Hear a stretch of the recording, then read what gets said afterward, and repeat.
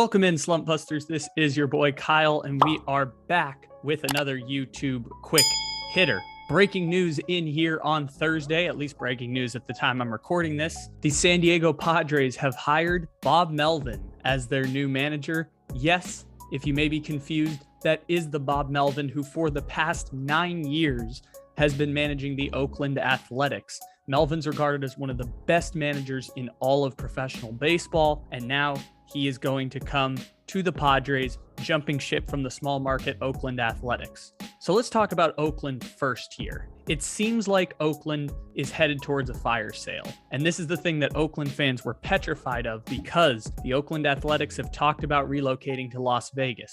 They have pretty much flirted all the way through with this decision across the past few months.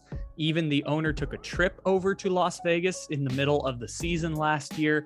They talked about potential stadium options. It seems to be a viable option for the MLB, who now has gambling partnerships and would like to move into the Las Vegas market, similarly to what the NHL did with the Golden Knights, the NFL with the Las Vegas Raiders, what the NBA is looking to do once they get close to expansion. The Oakland market is drying up a little bit, and Vegas seems to be the place that will take the Oakland rejects of sorts and fund stadiums with public money, even though there's no taxpayer money, gambling taxes, hotel taxes, those will fund publicly funded stadiums in Las Vegas, Nevada. So this is the concern for Oakland because the playbook for a team getting ready to relocate is to slash payroll, trade all the players, stink, lower attendance, market that's a problem because people don't want to come to the games and therefore move to Las Vegas. Is this a prelude to that situation? I don't know.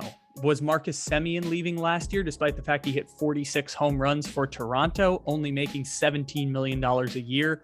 Also something that could have been seen as a sign that a rebuild or a teardown or a fire sale leading to a relocation is coming? Possibly so. But I think Oakland fans might be jumping the gun a little bit. I think losing Bob Melvin is probably the biggest sign that something might be amiss in Oakland other than just a leverage play, because this will have concrete results going forward for Oakland. Now, for my San Diego Padres. They get the manager that they probably were looking for at the start of the search. When you saw the list of candidates, it was a lot of guys in their 60s, kind of following the Dusty Baker model, although it felt like Dusty Baker was only in the World Series this year because of the fact that the Houston Astros are a ridiculously talented team. So the Padres had a list with Ron Washington and Ron Renneke. They interviewed Mike Schilt after he left with the Arizona Cardinals. It didn't feel like there was really anything good going the Padres' way in terms of the managerial search. Personally, I felt kind of out of it at that point because I didn't think whoever they hired would really make a difference if the roster was going to remain the same year over year. Because although the Padres totally fell apart at the end of last season, even if you put them in a best of circumstances from last year, they were not better than the Dodgers. They were a couple players away from being better than the Dodgers. They were about $40 million to maybe even $100 million away from being at the same level as the Dodgers. And oh, by the way, the Dodgers traded for Max Scherzer and Trey Turner at the trade deadline, just as everything was falling apart for the Padres. So at the same point, I feel like the concerns are more roster-based and AJ Preller-based, and as the Athletic reported across the last week, concerns with the Padres around the organizational culture, the front office being really not responsive to alternative ideas, very whitewashed, similar to the brain drain going on in baseball, analytically minded, compromising morals, really just a not fun place to work outside of the product on the field, which felt like was also self-imploding towards the end of the season. And that feels like something that not even a strong manager can fix. But the Padres did do their best to bring in a strong manager, because for all the talk of MLB managers kind of being guys who work for the front office makes the lineups, they're more game manager type of guys. Bob Melvin is certainly a respected manager in that sort.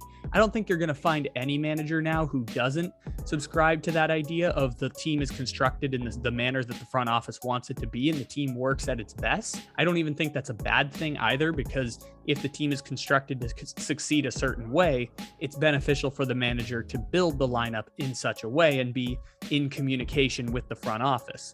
Bob Melvin doesn't have any connections to AJ Preller, which is an interesting hire considering that when Preller fired Andy Green before, he brought in Jayce Tingler, who had never had any managerial experience and came with Preller from the Texas organization, and they had gone back to being international scouts, and Tingler coming up through the minor league system, et cetera, et cetera. As far as we know, there's not any connection between Bob Melvin and AJ Preller, which is an interesting hire on the Padres' part. But this one felt probably as simple as you're not going to find anyone, not Bruce Bochy, not Ron Washington. You're not going to find anyone available better than Bob Melvin to hire if you're the San Diego Padres. The part that gets me the most excited and kind of surprised me a bit coming out of this situation is, are the Padres really that desirable of a team? Because remember, this is a franchise that since 1969, when they came into Major League Baseball, has had the worst winning percentage of any team in Major League Baseball. Before 2020, they hadn't made the playoffs in my entire memorable lifetime. I was 5 years old the last time the Padres made the playoffs prior to the 2020 season.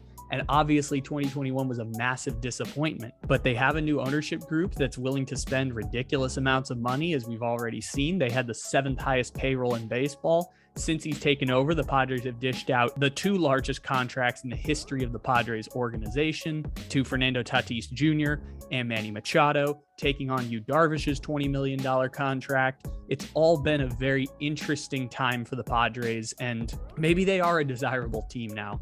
That's really cool for me, considering that I didn't have much expectations going into the managerial search, and they walked away with a name that wasn't even on my radar and has been an MLB manager for the past 10 years, leading a small market Oakland team to 3 or 4 playoff appearances, even if they didn't advance very far in those playoff series. It's a massive success for Bob Melvin, hugely respected manager. This is like the equivalent of hiring like a Terry Francona or a Joe Madden, where it's the best you can do given the circumstances, but you could have done a whole lot worse. And you know what? That makes me feel relieved. Make sure to check out the Slumpbuster YouTube for the podcast this week, Fantasy Football Pod, game previews, all that fun stuff. And make sure to check out our partner, the Caveman Coffee Company. Use the promo code SLUMP for a 15% off bonus on your purchase. Make sure to use the link in the description to this episode.